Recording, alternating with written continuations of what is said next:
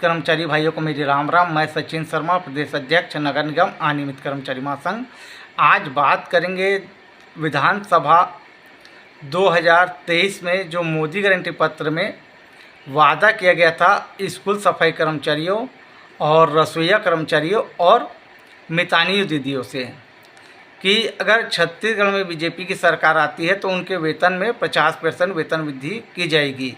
ये मांग खुद बीजेपी द्वारा रखी गई थी, 50% वेतन वृद्धि की। इस मांग को कोई कर्मचारी द्वारा नहीं रखाया गया था। उसके बाद भी आज 2 साल होने को है बीजेपी सरकार को छत्तीसगढ़ में सत्ता में आए हुए। उसके बाद भी इन तीनों कर्मचारियों के वेतन में अभी तक 50% वेतन वृद्धि नहीं की गई है। मैं आपको बताना चाहूँगा, रसोईया कर्मचारी, स्कूल सफाई कर्मचारी और मितानिन दीदियों का वेतन बहुत कम है और इनको बड़ी मुश्किल से 3-4 महीने में एक बार वेतन भुगतान होता है। अभी मितानिन दीदियों को तो 4 महीने से वेतन भुगतान हुआ ही नहीं है और रसोईया कर्मचारियों को भी 3 महीना हो गया है, उनके भी अकाउंट में अभी वेतन नहीं आया है। इसी प्रकार स्कूल सफाई कर्मचारी के वेतन में भी 3-4 महीने में ही वेतन डलता है और इनका वेतन बहुत अल्प है। और मैं आपको बताना चाहूँगा, अगर इनके वेतन में 50% वेतन वृद्धि की जाती है तो सरकार को बहुत ज़्यादा अतिरिक्त भार नहीं पड़ेगा। आइए जानते हैं, चलते हैं इस ओर। तो मैं आपको बताना चाहूँगा कि पूरे छत्तीसगढ़ में 80,000 रसोईया कर्मचारी हैं जिनको मात्र 2200 रुपये महीना वेतन मिलता है। अगर इनके वेतन में 50% वेतन वृद्धि होती है तो इनको का 1100 रुपये बढ़ेगा और इनको 3300 रुपये महीना वेतन प्राप्त होगा। और ये पूरे 80,000 रसोईया कर्मचारी के वेतन में 50% वृद्धि होगी तो सरकार को जो महीने का खर्च आएगा वो आएगा 8 करोड़ 80 लाख रुपए। उसी के बाद चलते अपन मितानिन दीदियों की तरफ। इनकी संख्या पूरी छत्तीसगढ़ में 75,000 है और इनका भी वेतन मात्र 2200 रुपये है। इनका भी वेतन वृद्धि होगा 50% तो 1100 रुपये होगा और इनको भी हर महीना 3300 रुपये प्राप्त होगा। और इनके अगर वेतन में वृद्धि होती है तो सरकार को पूरे 75,000 मितानिन दीदियों के, तो सरकार को जो खर्चा आएगा वो है 8 करोड़ 25 लाख रुपए।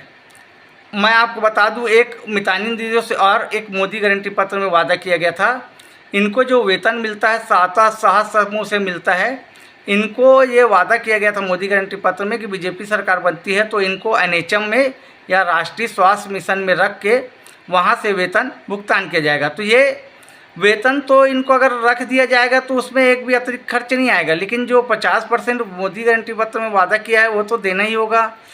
यानी एक के साथ एक फ्री वादा शायद सरकार को फ्री में मिल रहा है, इनको सात समूह में पेमेंट ना देके इनको एनएचएम में रख के पेमेंट दे दे फोकट में। सरकार की एक जो गारंटी वो भी पूरी हो जाएगी, उनको एक भी अतिरिक्त खर्च नहीं आएगा। बस जो 50% वादा किया गया वो तो देना ही पड़ेगा।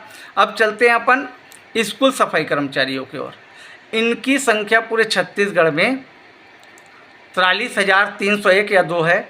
अब इनके वेतन जो अभी मिलता है वर्तमान में 3400 मिलता है। इनका वेतन वृद्धि होगा तो 1700 रुपये होगा और इनको 5100 रुपये हर महीना वेतन सरकार को भुगतान करना पड़ेगा। अब 43,301 या 2 कर्मचारियों का वेतन पूरा बढ़ता है तो सरकार को जो खर्चा आएगा वो है 7 करोड़ 36 लाख 11,700 रुपये हर महीना। और अब मैं ये बताता हूँ, अगर ये तीनों को 50% वेतन वृद्धि कर दी जाती है तो सरकार को महीने का टोटल जो खर्चा आएगा वो है 24 करोड़ 41 लाख 11,700 रुपये। तो ये बहुत बड़ी संख्या नहीं है। आप देखे होंगे विधायकों का पेमेंट तो ऐसे ही बढ़ते रहता है। अभी हाल ही में मीडिया कर्मी, जो कल की बैठक में मीडिया कर्मी जो रिटायर हो रहे हैं उनको 10,000 से बढ़ा के 20,000 रुपये देने का वादा कर दिया गया है। जब उनका 10 से 20 हो सकता है तो इनका 1100 या किसी का 1700 बढ़ जाता है, सरकार को क्या फ़र्क पड़ेगा। तो मैं बस यही सरकार से निवेदन करना चाहूँगा, बीजेपी सरकार से, कि आपने जो छत्तीसगढ़ में वादा किया था उसको पूरा कीजिए और कर्मचारी से किए वादे को पूरा करने पर आपको कर्मचारी का सहयोग भी मिलेगा। धन्यवाद। मैं सचिन शर्मा, प्रदेश अध्यक्ष नगर निगम अनियमित कर्मचारी महासंघ।